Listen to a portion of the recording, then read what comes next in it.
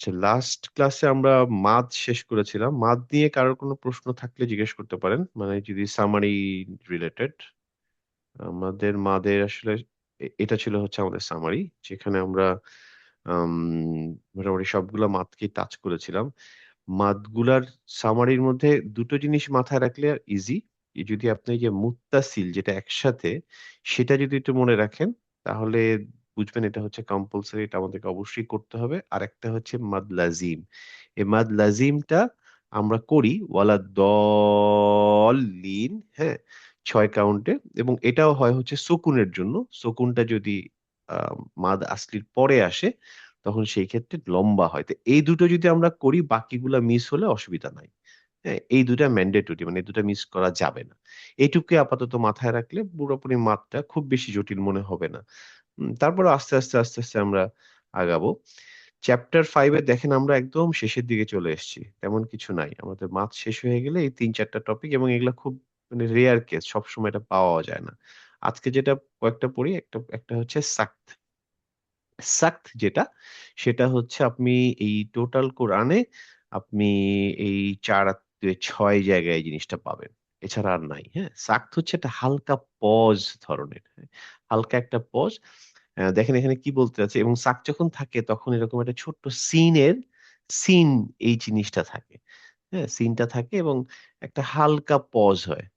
দেখেন এখানে কি বলছে, সাক ইজ পজিং ফর 2 কাউন্টস, মানে 2 কাউন্টের মতো করে ছোট্ট একটা পজ হয়, উইদাউট টেকিং দ্য ব্রেথ, মানে ঠিক দমটা ছাড়ে না, দমটা ধরে রাখে, কিন্তু পড়াটা একটু থামিয়ে দেয় হালকা, মানে আমি দমটা ধরে রেখে পড়াটাকে একটু পজ করা। এই সাকটাকে আবার 2টা ভাগে ভাগ করা, একটা হচ্ছে অব্লিগেটরি, একটা হচ্ছে অপশনাল। অব্লিগেটরি মানে হচ্ছে যে এই 4টাতে আসলে আমাদের এটা করতে হবে, আর বাকি 2টাতে না করলে অসুবিধা নাই। হুম। আবার এই দেখেন যে যদি আমি ওই 4টার ভিতরে খেয়াল করি, প্রথমটা যদি খেয়াল করি, দেখেন এই যে এখানে এই সিন, এই সিনটা হচ্ছে সাক্ত। এখানে এসে আমি ওইরকম করে একটা পজ হবে যাটা, কিন্তু পজটা কখন হবে, যদি আমি এটা কন্টিনিউ করি। কিন্তু আমি যদি এখানে থেমে যাই, তাহলে তো পজ এমনিই থেমে যাচ্ছি। যেমন ওয়ালাম ইয়াখ আল্লাহু ইওয়াজা, যদি থেমে যাই, তখন কিন্তু পজ দেওয়ার আর কোনো চান্স নাই। বাট আমি যদি পুরো 2টা আয়াত একসাথে পড়ি, অনেক সময় পড়তে হয়, কারণ আয়াতগুলো ছোট, চাইলে একসাথেই পড়তে পারতাম।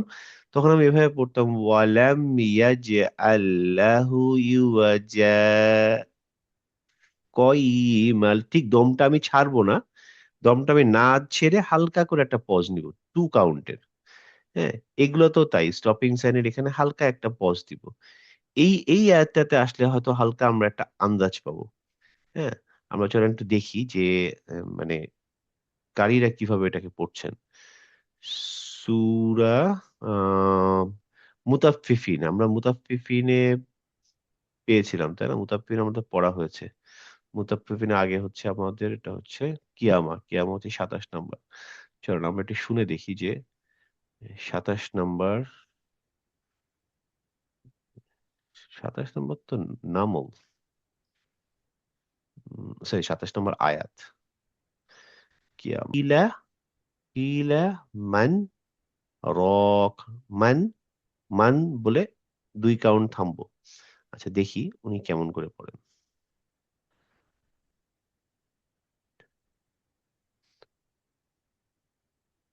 আগেও মনে হয় একবার বলেছিলাম যে আমরা সব সময় যে আমাদের মিনিং চেঞ্জের জন্যই আমরা তাজউইদ শিখছি তা না।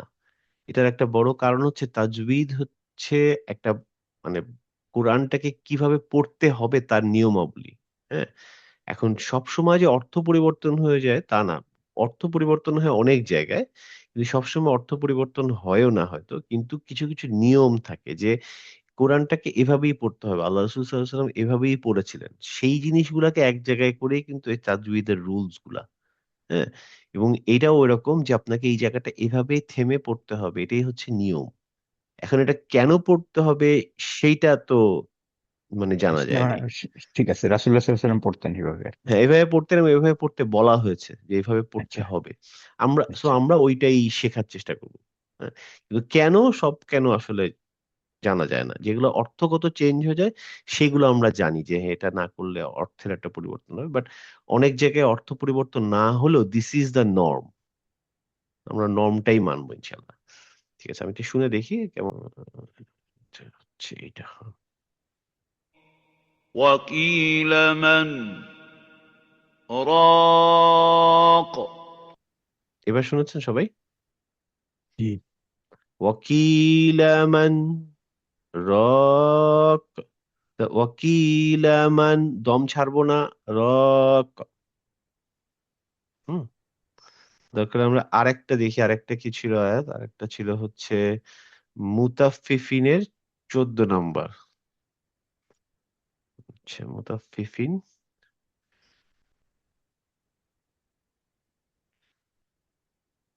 14, এই যে এখানে, তাই না?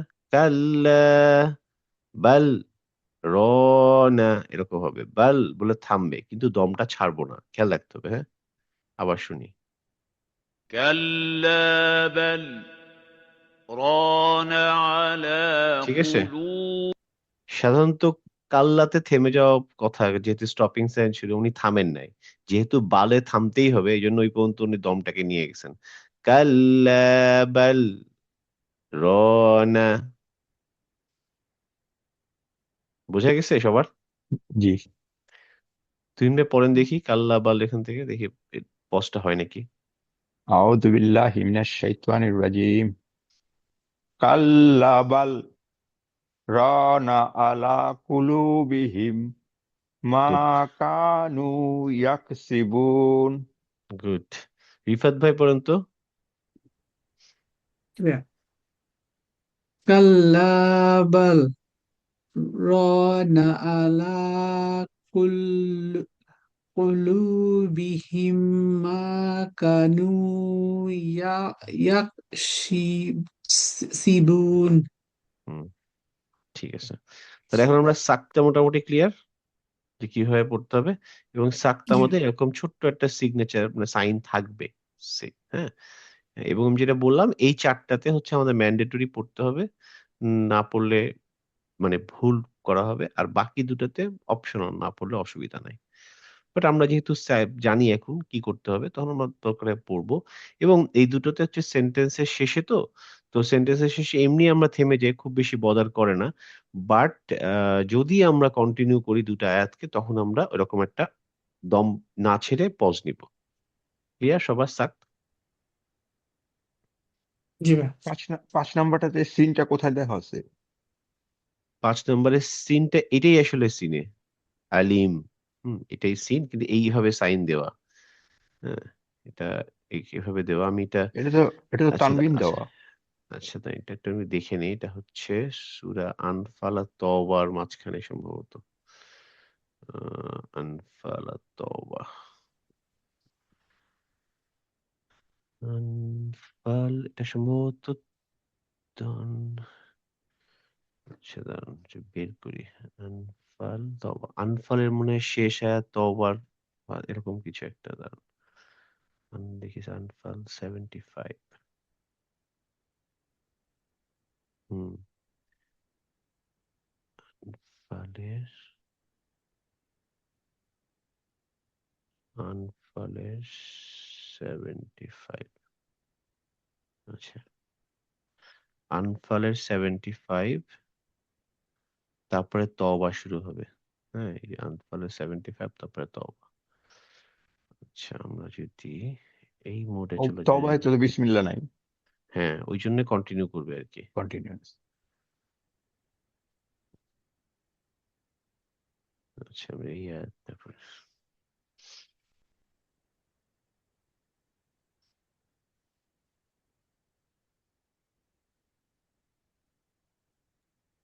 75 এই যে।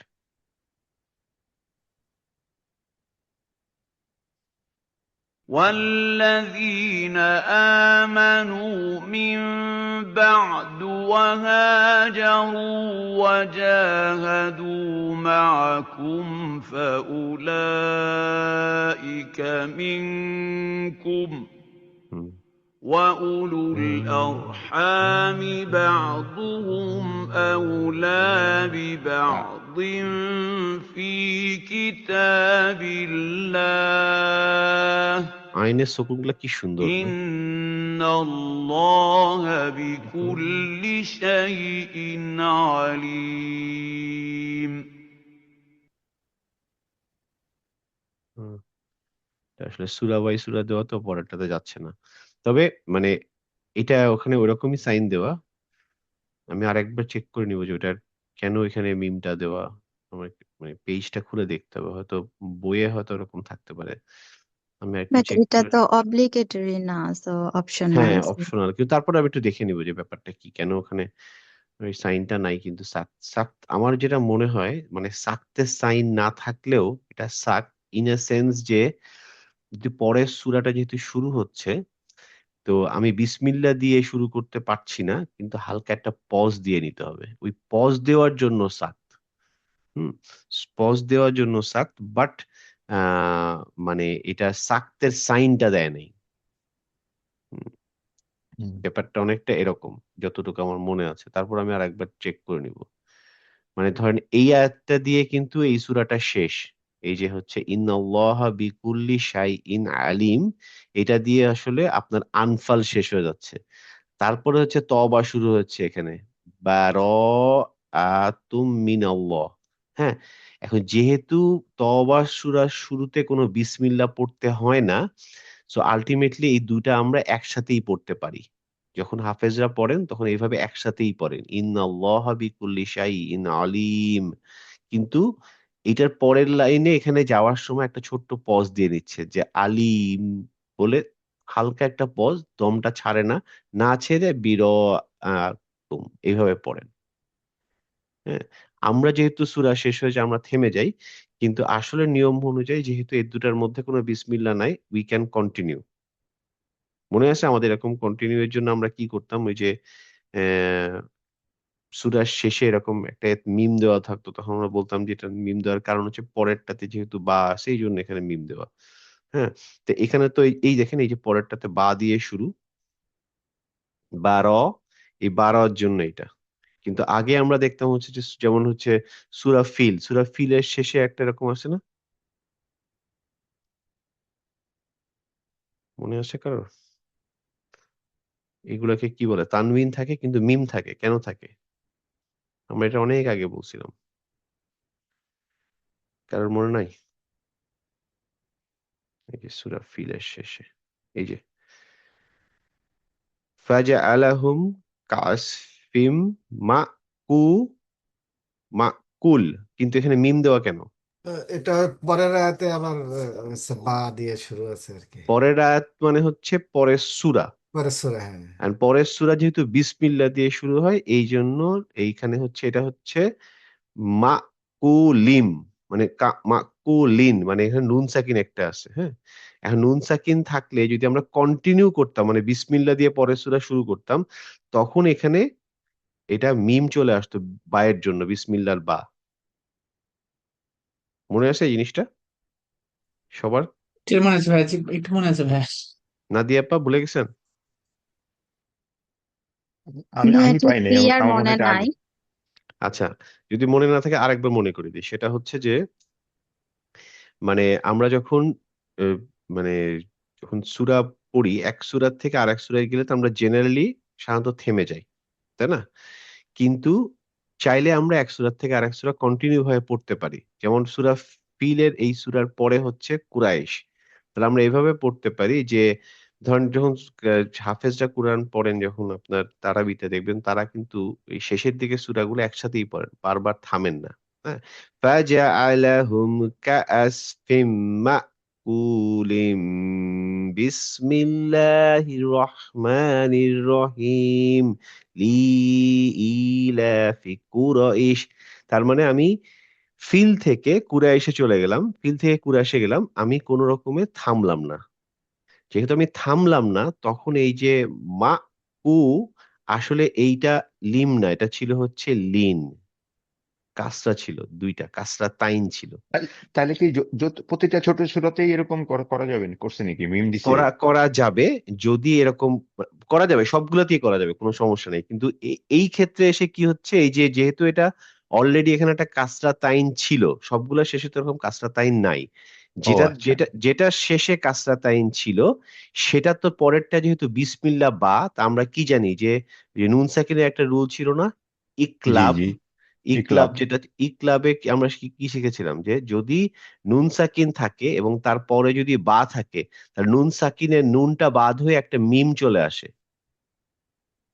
জি তাহলে মানে লিনটা হয়ে যাবে হচ্ছে লিম, লিম, তারপরে বা। জি এই জন্য এখানে এখানে লিনের পরে একটা ছোট্ট করে মিম দেওয়া, যে যদি তুমি কন্টিনিউ করো তখন এই মিমটা ইউজ হবে, আর কন্টিনিউ না করলে কুল বলে থেমে যাও, কোনো সমস্যা নেই। মানে এই মিমের ইউজটা হচ্ছে যদি আমি এখান থেকে পরেরটা যদি বিসমিল্লাহ যাই সেটার জন্য।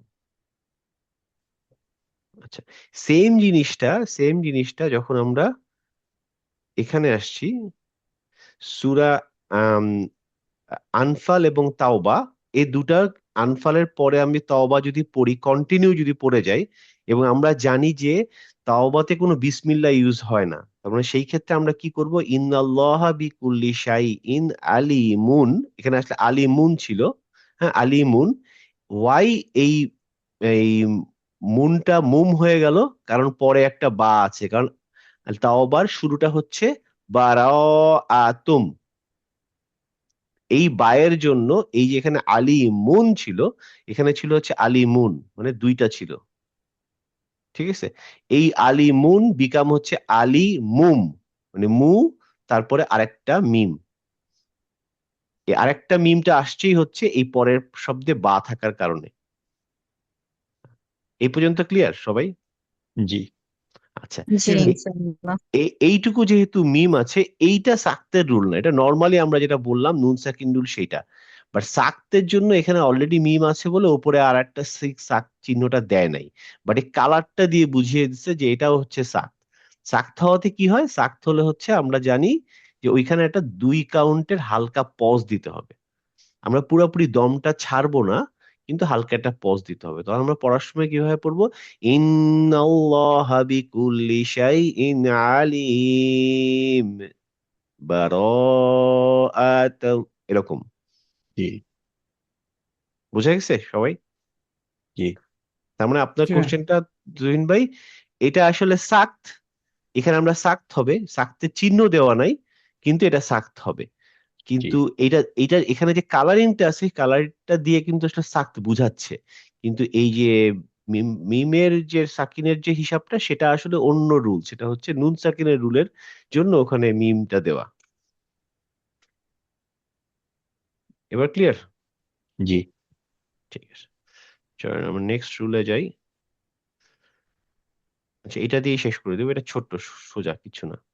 এটা হচ্ছে সাইলেন্ট লেটার। আমরা সাইলেন্ট লেটার তো জানতাম, তাই না? একদম প্রথম দিকে যারা ক্লাস করেছেন মনে আছে সাইলেন্ট লেটার? আমি জি বলেছিলাম যে এই 3টা অক্ষর ওয়াও, ইয়া এবং আলিফ, এটার উপরে যদি এরকম ছোট্ট একটা গোল্লা থাকে, তাহলে সেটা আমরা কি বলবো, সাইলেন্ট লেটার। ওটাকে আমরা আসলে পড়বো না, এরকম কথা হয়েছিল না? জি জি ভাইয়া। ভাই। আমি যখন প্রথম জি দিকে অক্ষর খুঁজে বের করতাম, তখন আমি বলতাম যে এটা অবশ্যই ওয়াও, বাট এটার কোনো কাজ নাই, মানে কাজ আছে, মানে আমাদের পড়ার কাজ নাই, গ্রামাটিক্যালি এটার ব্যবহার আছে। গ্রামাটিক্যাল কি ব্যবহার আছে সেটা এখন আমাদের এই কোর্সের জন্য এটা সুইটেবল হবে না। বাট শুধু এইটা জেনে রাখেন যে এটা অর্থগত বোঝার জন্য আমাদের কাজে লাগে, যারা যখন দেখে দেখে পড়ি তখন আমরা বুঝতে পারি এটা কি বুঝাচ্ছে, এই শব্দটার মানে কি দাঁড়াচ্ছে। হ্যাঁ, কিন্তু পড়ার জন্য ওইটা আমাদের লাগে না। হ্যাঁ, পড়ার জন্য আমরা উলাইকা, উ, তারপরে লা, এখানে ওয়াও যেহেতু নাই, তার মানে উটা টান হবে না। আমরা কেউ যদি বলি উলাইকা, তাহলে ভুল হবে, কারণ হচ্ছে এই ওয়াও এর কোনো কাজ নেই পড়ার ক্ষেত্রে। ক্লিয়ার সবাই? জি জি জি ভাইয়া। ইনশাআল্লাহ। অনেকে অনেকে আমরা এই ভুলটা করি, যে দেখি যে এখানে ওয়াও আছে, তখন ভাবি কি যে উ যেহেতু তার মানে ওয়াও আছে, তার মানে এটা একটা মাদ। এটা কিন্তু মাদ না। কেন মাদ না? কারণ এটা হচ্ছে সাইলেন্ট লেটার। অতএব আমার এটা চোখে দেখবো কিন্তু পড়বো না। তাহলে উ থেকে লামে চলে যাবো, উলাইকা, বরং লামটা টান হবে কারণ লামের সামনে আলিফ আছে, দ্যাট ইজ ভ্যালিড, এটা কিন্তু সাইলেন্ট না, দিস ওয়ান ইজ সাইলেন্ট, আমি এটা পড়বো না, চলে যাবো এইভাবে, উলাইকা। ঠিক আছে, যেমন এখানে দেখেন এই ইয়াটা হচ্ছে সাইলেন্ট লেটার, তার মানে আমি যদি এখানে পড়ি যে মিন নাবা, মিন নাবা ই, মিন নাবা ইল, নাবা ইল, এই ইয়াতে যাবে না, নাবা ই এরকম কিছু হবে না, নাবা ইল মুরসালিন। ক্লিয়ার? জি ইনশাআল্লাহ।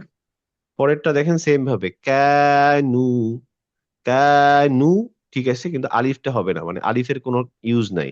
সাধারণত যদি সামনে আলিফ থাকে তখন ওই অক্ষরটাতে যদি কিচ্ছু না হারাকা থাকে তখন আমরা ওটা কি হারাকা ধরে নিই?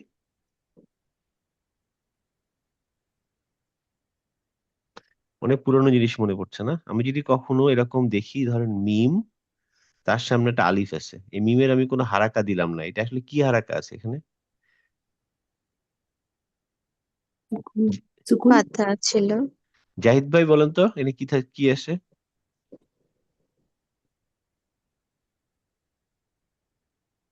জাহিদ ভাই আছেন নাকি নাই? সুরাই আপা বলেন তো। সুকুন ভাইয়া। সুকুন, মানে আমি যদি এখানে কোনো কিছু না লিখি, যেমন আমি ধরেন লিখলাম হচ্ছে বি মা আলিফ, আমি বি তে কাজটা দিলাম, এই মিমে কিছু দিলাম না, ঠিক আছে, কিন্তু দিলাম না, কিন্তু আমি বললাম যে হারাকাটা আপনি বের করেন, বের করতে পারবেন মিমের হারাকা? ভাইয়া, এটা তো ইউজুয়ালি সুকুন হয় না, মানে কোনো হারাকা না থাকলে? আহ, হ্যাঁ, গুড, আপনার মানে পয়েন্ট অফ আর্গুমেন্ট ঠিক আছে, বাট এর উপরে আরেকটা আর্গুমেন্ট ছিল, দেখি কার মনে আছে, এই নাদিয়া আপা বলেন না, আমি জানি আপনার মনে আছে। রিফাত ভাই আপনার মনে আছে? হ্যাঁ, আপনি কি এর কথা বলতেছেন যে যদি ওই ওই লামের লাম যদি থাকে, যেমন জবর হবে নাকি, কি হবে, বা হতা হবে এখা- নাকি? এখানে তো লাম নাই, এখানে আমি আমার লেখাটা পড়তে পাচ্ছেন, বা তারপরে মিম তারপর একটা আলিফ। হ্যাঁ, আমি জি, বলেছি জি, বাতে আমি হারাকা দিয়ে দিচ্ছি, কিন্তু মিমের হারাকাটা আমি বললাম না, শুধু কাউকে বের করতে বললাম।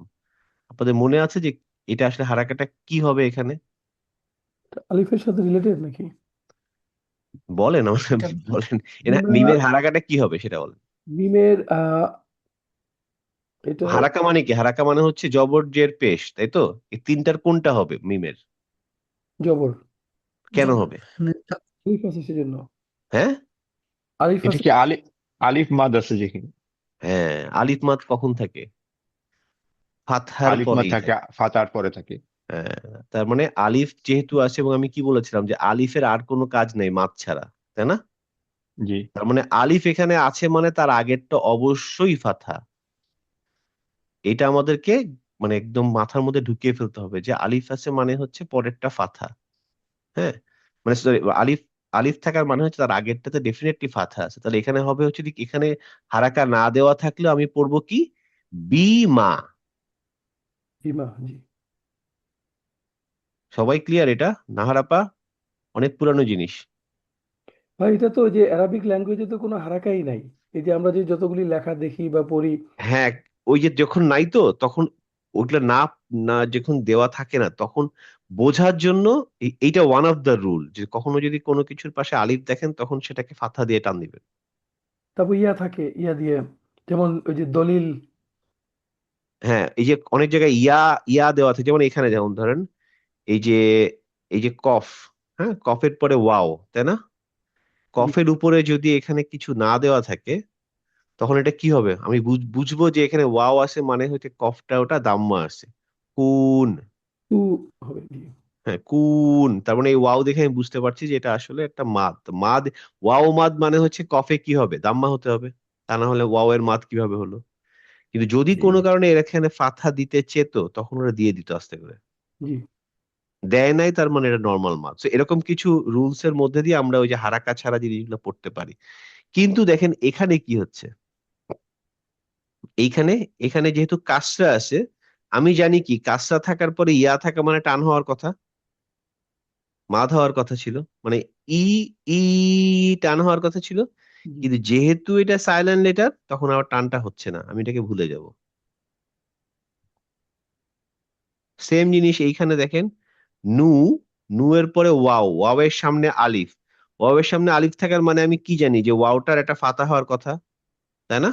জি কিন্তু যেহেতু এইটা সাইলেন্ট লেটার, তাহলে ফাতাটা হবে না, তবে হচ্ছে নু আর ওয়াও, নু।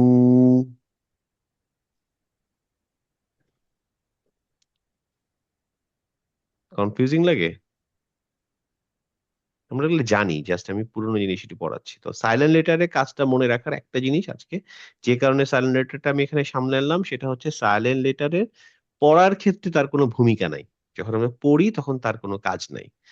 কাজ যে নাই এটা মনে রাখতে হবে, যে এরা অনেক সময় দেখলে মনে হবে যে এই সাইলেন্ট লেটারটা আমি মাদ হিসেবে ব্যবহার করব, কিন্তু যেহেতু ওর উপরে জিরো আছে, সো ওকে আমি মাদ হিসেবে ব্যবহার আর করতে পারছি না। তার মধ্যে এক্সাম্পল যেরকম প্রথমটা দিলাম, ওয়াওতে অনেকে এটা উ লা বলে ফেলে, কিন্তু উ টান হবে না, কারণ এটা সাইলেন্ট।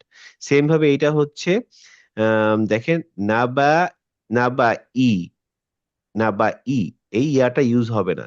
কিন্তু যদি ইয়া ইউজ হতো তাহলে বলতাম না বা ই, না বা ই টান দিতাম, কিন্তু টান দিতে পারছি না কারণ ওটা মাদ না, যেহেতু এটা সাইলেন্ট লেটার। সেম ভাবে এইখানে নু ওয়া হতে হতে পারতো যদি এটা সাইলেন্ট লেটার না হতো, যেহেতু সাইলেন্ট লেটার তাহলে হবে নু। অতএব সাইলেন্ট লেটার এই তিনটা জিনিসের উপরে হয়, কখনো মিম বা অন্য কোনো অক্ষরের উপরে সাইলেন্ট লেটারের এই সাইন থাকে না, এই তিনটা অক্ষরের উপরেই হয়। এই পর্যন্ত ক্লিয়ার সবাই? জি ইনশাআল্লাহ। ঠিক আছে, তাহলে আজকে এই পর্যন্ত থাকলো। আর মনে হয় দুইটা তিনটা টপিক আছে, বাট সেগুলো আমরা এক ক্লাসে শেষ করে ফেলে দিতে পারি। নেক্সট ক্লাসে আমরা একটু ভবিষ্যৎ নিয়ে আলোচনা করবো ইনশাল্লাহ, হ্যাঁ, যে নেক্সট আমরা কিভাবে কি করব। আজকে এ পর্যন্তই থাকুক ইনশাল্লাহ। জি